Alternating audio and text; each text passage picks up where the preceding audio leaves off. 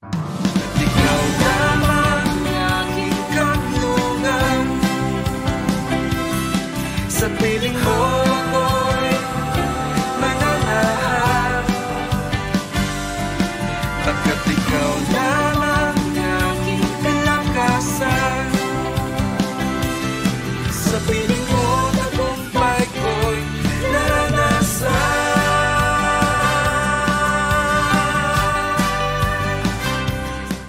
Amen! Purihin po ang ating dakilang Diyos na buhay na sa atin ay bumubuhay araw-araw. This is the day that the Lord has made. That's why we will rejoice and be glad in it. Kaya may programa pong araw-araw na pagpapala. At habang ikaw ay nakatunghay, nakikinig at patuloy na natututo, nais ng Panginoon ikaw ay patuloy naman na lumago. Sa pakikinig natin pagbubulay ng salita ng Diyos, tayo po muna ay manalangin saglit, magpapaspas po tayo sa Panginoon. Aming Diyos, aming Ama sa langit, kami po ay nagpapabasbas sa kapangyarihan ng banal mong Espiritu upang sa aming pakikinig, pagbubulay-bulay ng iyong mga salita na aming pong pakikinggan. Ito po ay Panginoon magpapalago sa amin, magpapalakas sa amin, at patuloy na magbabago ng aming mga buhay. Salamat po sa iyong basbas sa amin, Banal na Espiritu. Ito po ang aming dalangin sa pangalan ng aming Panginoong Kristo, ang lahat ay magsabi ng Amen and Amen. Ang aking po ibabahagi na binigay sa atin ng Panginoon ngayong araw na to ay nandun po sa aklat ng Matthew chapter 28, 19 to 20. Ano ba ang nilalaman po nito? Sa iba po alam na to, ngunit minsan pa pag-aralan po natin. Sa mga bago naman, ay ating pong pagbulay-bulayan naman. Ang sabi rito, lumapit si Jesus at sinabi sa kanila, ibinigay na sa akin ang lahat ng kapangyarihan sa langit at sa lupa. Kaya't habang kayo humahayo, gawin ninyong alagad ko ang mga tao sa lahat ng bansa. Tandaan nyo lahat ng bansa. Basta bautismuhan nyo sila sa pangalan ng Ama, ng Anak at ng Espiritu Santo, at turuan nyo silang sumunod sa lahat ng inuutos ko sa inyo. Tandaan ninyo, ako'y laging kasama ninyo hanggang sa katapusan ng panahon. Ang Panginoon Kristo ay nag-encourage po sa ating lahat. Paano nga ba ang tunay na maging Kristiyano? At paano nga ba ang tunay na maging alagad ng ating Panginoong Kristo? Ang title po na binigay sa atin ng Panginoon ngayon, ang nagbabantay sa Panginoon at sa kanyang pagbabalik ay tunay na alagad ni Kristo. Ang watchman ay alagad ni Kristo. Tayo po mga watchman na tumanggaw sa ating Panginoong Kristo, nagpaligtas sa Kanya, tayo po ay nagbabantay at nag-aantay sa muling pagbabalik ng Panginoon at babantay tayo, hindi lang sa labas, kundi sa loob ng puso natin para tayo po ay malayo sa udyok ng sanlibutan at hindi ho tayo mahawa o maharuyo. Tayo po ay nagpapatuloy at magpapatuloy sa Panginoon. Tandaan nyo, sabi niya kasi dyan, lagi niyo akong kasama hanggang sa patapusan ng panahon. Okay? Na kung saan, nagbibigay po sa atin ng katiyakan na kapag tayo po ay tunay na naging alagad ng ating Panginoon Kristo, hindi niya tayo iwan, hindi niya tayo pababayaan. Through ups and downs, whatever the hardship, the pain, whatever the victories, nandiyan po lagi ang Panginoon. Kaya ho tayo ngayon ay patuloy na magiging thankful and grateful kasi ang isang alagad ng ating Panginoon Kristo ay tunay na nagbubunyi sa kagalakan ng kaligtasan at tagumpay na binibigay sa atin ng Panginoon. At partida, kasi nasa mundo pa tayo kahit may mga problema, kahit minsan may sakit karamdaman, kahit minsan kinakapos. Ang alagad kasi ni Kristo ay hindi pinababayaan ng Diyos, kundi inaalagaan ng Diyos. Alam nyo ba, ang pagiging alagad, ang ibig po sabihin yan is to become a disciple of Jesus. At meaning naman na disciple of Jesus, sumusunod sa Panginoon. Kaya sabi niya, turuan nyo silang sumunod sa akin. At ang sabi niya nga, di ba, gawin yung alagad ko ang lahat ng tao sa buong mundo. So every tongue, every nation, every tribe, di ba, ay dapat po talaga natin na sila po ay balitaan ng mabuting balita ng kaligtasan upang silang lahat ay maging alagad. Bakit gusto ng Panginoong Diyos maging alagad? Kasi nga po, ang sabi ng Satanas ay copycat po siya. Siya po ay nainggit sa ating Panginoong Kristo, nainggit sa ating Diyos, at siya rin po ay gumagawa ng grupo na ang tawag po ay kampon. At alam niyo na po yun, di ba? Kampon ni Satanas. Ayan. So mamimili ka. Ano bang gusto mo? Maging alagad ni Jesus o kampon ni Satanas? Okay? Ang udyok ni Satanas, puro inggit, sama na loob, galit, puot, di ba? Paninibugho, ano pa? Naparito siya upang manina magwasak ng buhay. Ngunit ang pagiging alagad ng ating Panginoon Kristo, tumanggap sa Kanya bilang Panginoon tagapagligtas, hindi sa pamamagitan ng relihiyon, kundi sa pamamagitan ng pananampalataya. Nagkaroon tayo ng relasyon sa Panginoon, pinatawad tayo ng Diyos, tayo naging anak niya, tayo ngayon ay magiging alagad niya. At sa wikang Tagalog, bakit gusto ng Panginoon tayo po ay maging alagad? Pansinin po ninyo ha, yung word na alagad, napakalalim po ng ating mga salita, pero madali pong intindihin. Nandun po yung salitang alaga at nandun po yung salitang agad. So, ang tunay na alagad ni Kristo ay nag-aalaga agad. Nagdi-disciple siya. Tinuturuan niya ang mga bagong nadadala niya sa Panginoon para hindi mahila ng mundo, hindi madaya ng mundo, hindi maakit o mabackslide sa mundo na pinanggalingan niya. Okay? Kaya ho tayo ay inaalagaan ng Panginoon agad-agad. Ito yung pag nadala natin sa Panginoon, first timer, ay talagang hindi ho natin binibitawan, kundi atin na ho agad na inaalagaan. At ito po, bakit maraming mga Kristiyano ang hindi nagiging alagad ni Kristo? Kasi ho nagiging aligaga. Gala ng gala. Mga Kristiyano na hindi mo alam kung saan po tungo. Diba po? Lipat dito, lipat doon, worry dito, worry doon. Pag tinanong mo, Kristiyano ka ba? Opo. Bakit aligaga ka at gala ka ng gala? Wala kang commitment, hindi ka nag-stay sa church kung saan ka gagamitin ng Diyos o inilagay ng Diyos. At bakit lagi ka nagiging aligaga, worry ka? So, pinapalalahanan tayo ng Panginoon. Pagka ganun ho, hindi ho yun alagad. Okay?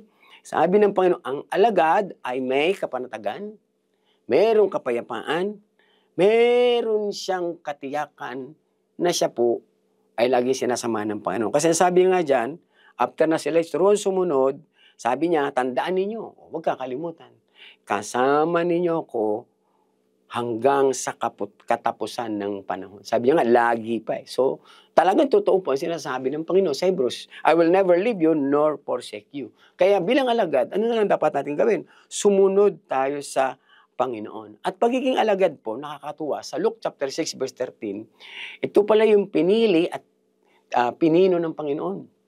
No? Sabi po rito, to be a disciple of Jesus Christ is a calling in being a chosen. See? So, pinili na, pinino pa. O eksakto po. Ang tawag sa atin, Pilipino. Diba? Pinili ka, pinipino ka pa. Kasi, napupurify tayo, diba? Nakikleanse tayo, okay, nawawash tayo ng blood ni Jesus, kahit ano pong mga nakasalanan natin nagagawa, at dahil sa purification ni Lord, tayo naman po ay nababago ng nababago. Kasi yun ang sagot sa, bakit lagi tayo pinapatawad ni Lord? Para maging abusado? Hindi, para mabago. Hindi abusado, kundi mabago. Nagmamature tayo at pagiging alagad ng Panginoon Kristo. Katulad ng mga tinawag niya noong unang panahon. To the point na iniwan pa nga po yung trabaho, di ba? Nag-full-time sila na sumunod sa Panginoon for 3 years at kitang-kita nila ang mga miracle ng Panginoon, di ba? Ngayon, kung tayo ilalampas pa sa 3 years, mas better. Kasi habang buhay tayong gagamitin ng Panginoon, kung ilang taong ka ng Kristiyano, wala nang sayang sa buhay mo. Kahit dumadanas ng mga kasakitan, di ba? Mga kapaitan sa buhay, okay lang yun. Kasi andyan naman ang Panginoon, inaalagaan tayo. Amen po ba? At agad naman tayo niyang tinutulungan at tinuturuan. At ang sabi nga ng Panginoon, ang pagiging alagad ay nagpapaturo, okay? At dahil siya nagpapaturo sa Panginoon, nagdi-disciple din siya, nagtuturo din siya. Ayan. At napaka-importante ho niya, parang sa mga anak, di ba? Ang mga anak mo ba ay dinidisciple mo? Nagiging alagad sila. Okay? Ikaw bilang ama o ina, kuya at ate, ay nagiging inspirasyon ng mga mas nakakabata sa'yo. Ganon din sa pananampalataya. Doon sa mga bago, nagiging inspirasyon ka na kung paano ka binago, pinagpala ng Panginoon, pinagtagumpay ng Panginoon, at nakikita nila paano ka nananatili na lumalaban sa anumang mga pagsubok ng buhay. Kasi alam mo naman, di ba? Fight a good fight of faith. And the Lord give us a victory. Sinabi pa ni Jesus, it is finished. Kaya nga po, ang sarap maging alagad ng Panginoon Kristo. Amen. Tandaan nyo inaalagaan agad. Now, sa akin po pagkatapos, mayroon po sinabi dito sa John 13 and 15, yung blessing. Ano ba ang blessing ng pagiging alagad ni Kristo? John 13 verse 35, sabi niya, by this all will know that you are my disciple. Paano daw malalaman? If you have love one another. So, ang tunay na disciple, nagmamahal at mapagmahal. O, di nagagawa na natin yung love the Lord your God with all your mind, with all your heart, with all your soul, and with all your strength, and love your neighbor as yourself. Sandata natin yan eh. Mahalin ng mga tao. Okay? So, kung ang impyerno hate one another, tayo ho love one another. And love conquers all. Sabi niya, pag ginagawa mo yan, okay? Minamahal mo yung kaaway, pinapakain mo pa, pinapatawad mo, sino kung masama, ikaw daw ay tunay na disciple. Oh, hallelujah. At pangalawa, doon naman po sa John 15, may sinasabi po doon, verse 8. Pakinggan niyo po, ang sabi doon, by this, my Father is glorified that you bear much fruit as you will be my disciple. So, nagiging mapagmahal ang tunay na disciple at namumunga. Amen? Alam mo, ang pag-ibig, pag naitanim mo yan, sa mga tao, talagang grabe ang bunga ho niyan, no? Yan po ay bunga ng pagpapatawad, bunga ng pagtanggap, bunga ng pag-aalaga, bunga ng paghuhubog, naku, name it. What is that kinds of fruit? At higit sa lahat, bunga na lumalago po tayo. Mula sa isa, dumadami. Yan. In the physical, di ba? Isang care group mo, dumadami yan. Okay? At ikaw naman ay lumalago, namumunga din in terms of your spiritual growth and spiritual maturity. So, walang sayang pag ikaw ay naging alagad ni Kristo. At yan po ang tunay na Kristiyano. Disciple of Jesus Christ. Amen? Who follow the Lord Jesus Christ. Kasi nga, sila'y tunay na alagad ni Kristo. Inaalagaan, agad-agad. Amen. Purihin po ang ating dakilang Diyos na buhay. At tayo po ay pinalahanan ng Panginoon sa araw na to. Ikaw ay disciple ni Jesus, ikaw ay alagad ng ating Panginoong Kristo. Magagamit ka niya sa lahat ng bansa, magsisimula sa iyong lugar, hanggang sa iyong komunidad, hanggang sa mga probinsya, hanggang buong Pilipinas. At kung daling ka ng Panginoon sa mga bansa, much better. Kasi ang bilin dyan ng Panginoon, gawin yung alagad ko ang lahat ng tao sa buong mundo. Amen? So, pinag-uusapan dyan, hindi reliyon, ay ang pagiging alagad ng ating Panginoong Kristo. Amen? So, nais kong ipanalangin ka at manalangin po tayo. Panginoong Diyos, maraming po salamat sapagkat naintindihan namin, Panginoon, ang kahalagahan ng pagiging alagad mo. Saan kami po, O Diyos, ay sumusunod sa iyo. At nararanasan namin kung paano mo kami inaalagaan agad-agad kasi Panginoon, sabi mo, sasama mo kami hanggang sa katapusan ng mundo. Hindi mo nga kami tunay na iniiwan at pinababayaan, lagi mo kami sinasamahan. At salamat, Panginoon, sapagkat ito ay pribilehong kami pinilit, tinawag mo, natututo kami sa iyo at nagtuturo din kami. At salamat dahil may pagpapala na kami po ay natututong magmahal sa aming kapwa at kami po, Panginoon, ay mumunga ng sagana. Pagpalain mo po, Panginoon, bawat isa sa amin. Lord, yung nanalangin ng kagalingan. Panginoon, I pray, Lord God, for a miracle of healing, Lord, kahit nasa bahay sila, nasa hospital sila, pero in all faith, Lord God, sila po ay humingi ng kagalingan. Lord, honor their faith.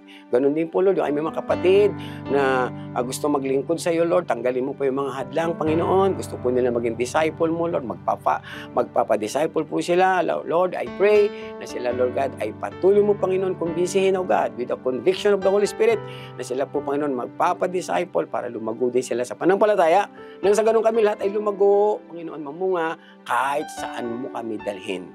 Maraming po salamat, Lord. Kami po'y tinawag mo upang maging alagad mo. Salamat po sa inyo namin binabalik ng papuri. Salamat uli, Lord. Lahat ng aming papuri sa iyo lamang. Ito pong aming dalangin sa pangalan mo, Panginoong Yesus. Ang lahat ay magsabi ng Amen and Amen. Maraming po salamat. Bukas po uli, araw-araw na pagpapala. Naranasan